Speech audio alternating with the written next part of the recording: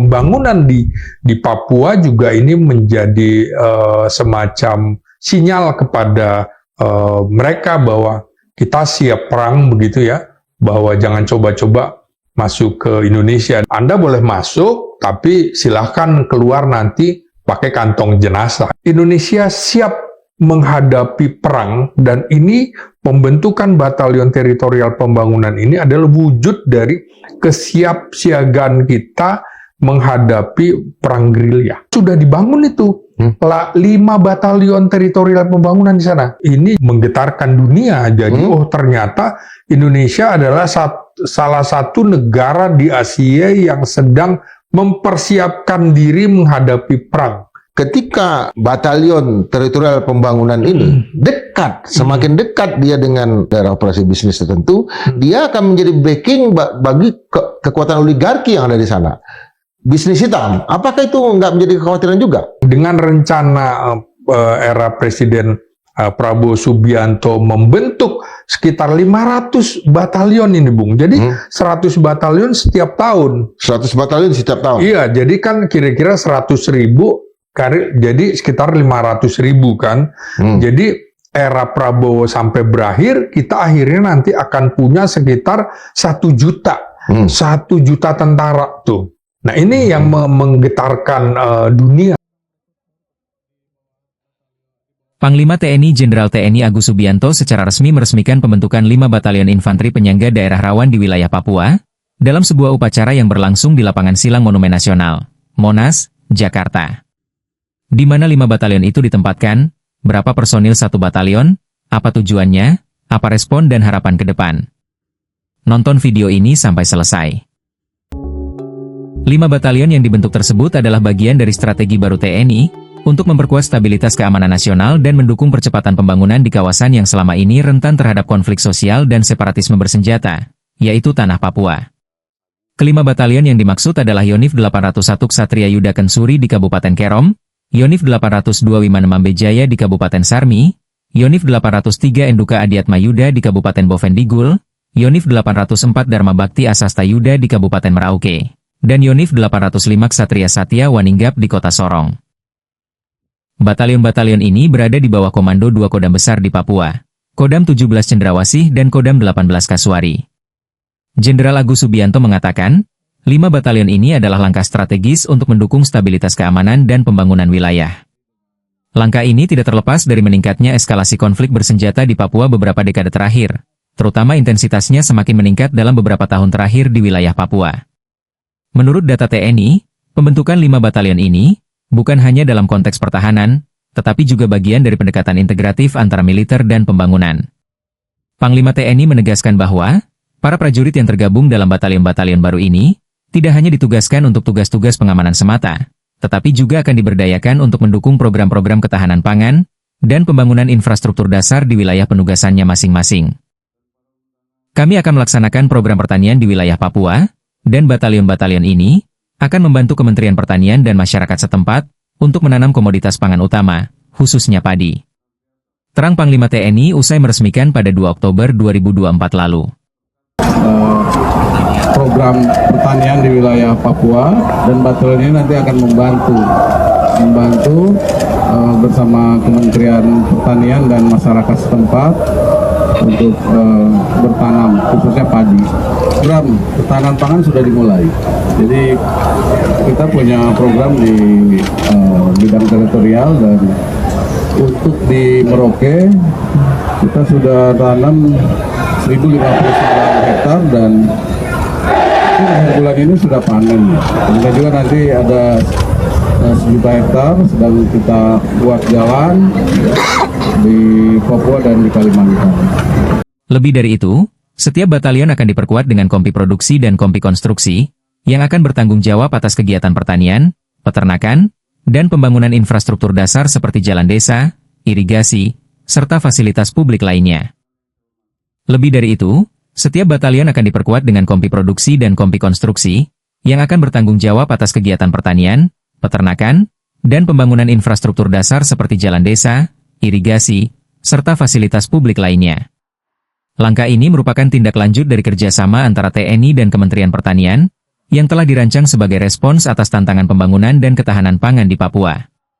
Kepala Staf Angkatan Darat, Jenderal Maruli Simanjuntak menjelaskan, kami punya kompi tersendiri untuk produksi, dan ada juga kompi khusus untuk pengamanan. Jadi, pembagian tugas ini telah dirancang sedemikian rupa agar efektif. Kemungkinan bagaimana masyarakat setempat dulu kebutuhannya ya. Sebetulnya kalau bisa sih masyarakat di sana makan apa, kita ini sagu ya di sana. Tapi kita lihat kalau menurut pengalaman kami sudah banyak yang berubah jadi nasi. Nah, kalau bisa kita kembalikan lagi dan itu tidak membuat merendahkan kualitas orang, saya kira kita kembalikan lagi ke sana. Setiap batalion diperkuat dengan 691 prajurit yang didatangkan dari berbagai kodam di Indonesia. Hal ini menunjukkan skala mobilisasi nasional untuk mendukung stabilitas Papua. Yonif 801 Kerom, 450 prajurit dari Kodam 3 Siliwangi dan 150 dari Kodam 1 Bukit Barisan. Yonif 802 Sarmi. 350 prajurit dari Kodam Jaya, 150 dari Kodam 2 Sriwijaya, dan 100 dari Kodam Iskandar Muda. Yonif 803 Bovendigul, 230 dari Kodam 5 Brawijaya, 25 dari Kodam 6 Mulawarman, 225 dari Kodam 9 Hasanuddin, 100 dari Kodam 17 Cendrawasih, dan 20 dari Kodam 18 Kasuari. Yonif 804 Merauke, 400 dari Kodam 4 Diponegoro, 43 dari Kodam 12 Tanjung Pura, dan 157 dari Kodam 13 Merdeka. Yonif 805 Sorong, 306 dari Kodam 9 Udayana dan 294 dari Kodam 16 Patimura. Prajurit yang ditugaskan juga telah mendapatkan pelatihan literasi pertanian, pembangunan masyarakat, dan pendekatan sosial di Universitas Pertahanan, untuk memastikan kesiapan mereka dalam berinteraksi langsung dengan masyarakat sipil. Kebijakan pembentukan 5 batalion ini tidak bisa dilepaskan dari dinamika geopolitik regional dan ancaman potensi intervensi asing dalam isu Papua. Beberapa negara dan organisasi internasional terus memberikan tekanan diplomatik terhadap Indonesia terkait situasi HAM di Papua. Pemerintah pusat berupaya menanggapi tekanan tersebut dengan menunjukkan bahwa stabilitas dan pembangunan di Papua dilakukan melalui pendekatan yang humanis, terpadu, dan berkelanjutan.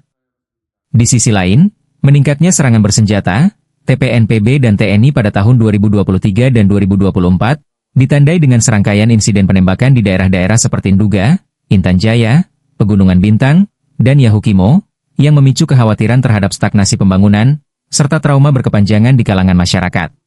Pembangunan di Papua juga ini menjadi semacam sinyal kepada mereka bahwa kita siap perang begitu ya, bahwa jangan coba-coba masuk ke Indonesia. Anda boleh masuk, tapi silahkan keluar nanti pakai kantong jenazah. Indonesia siap menghadapi perang, dan ini pembentukan batalion teritorial pembangunan ini adalah wujud dari kesiapsiagaan kita menghadapi perang gerilya. Sudah dibangun itu 5 batalion teritorial pembangunan di sana. Ini menggetarkan dunia. Jadi ternyata Indonesia adalah salah satu negara di Asia yang sedang mempersiapkan diri menghadapi perang. Ketika batalion teritorial pembangunan ini dekat, semakin dekat dia dengan daerah operasi bisnis tertentu, dia akan menjadi backing bagi kekuatan oligarki yang ada di sana.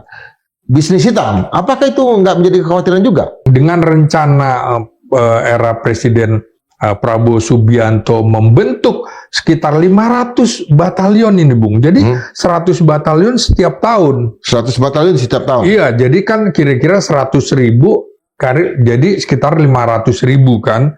Jadi era Prabowo sampai berakhir, kita akhirnya nanti akan punya sekitar 1 juta. 1 juta tentara tuh. Nah ini yang menggetarkan dunia.